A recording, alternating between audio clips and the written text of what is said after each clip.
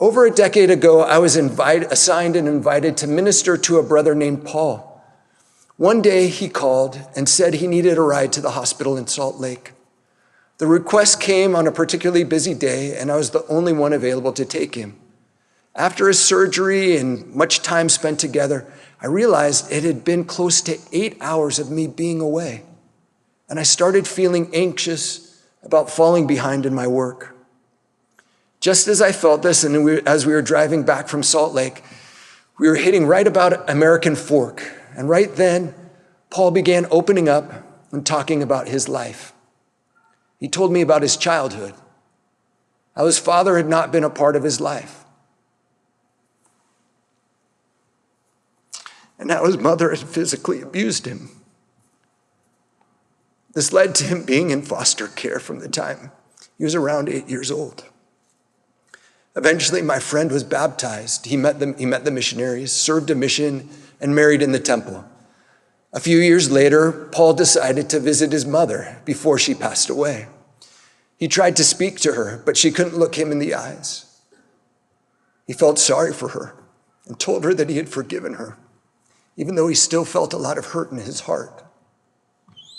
As he shared his experiences on that car ride home with me, I felt more love for my friend Paul. I felt the Savior's love for him. And I knew that the time I had spent with Paul was significant and incredibly meaningful, and that I was learning things.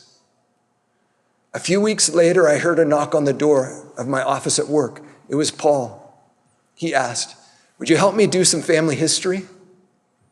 As we found some of his family names, he felt energized and more connected to his family. Then he said,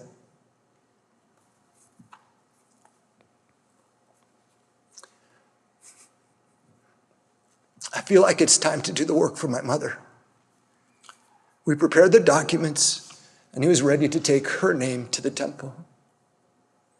Later, he called me and asked if my wife, Robin, would be willing to be baptized as proxy for his mother. When he performed the ordinance of baptism for her, brothers and sisters, I will never forget that morning in the baptismal font at the temple, and the spirit we felt as he stood in the water with my wife and performed the baptism for his mom. Recently, as I prepared to give this talk, I called Paul and we chatted to discover that minutes before my call, he had been to his mother's grave, which is far away, for the first time in decades. He said, "Darron, I now feel a love for my mom that I didn't have for her for so long. After this life, I'm going to meet her face to face, and I'm at peace with that now."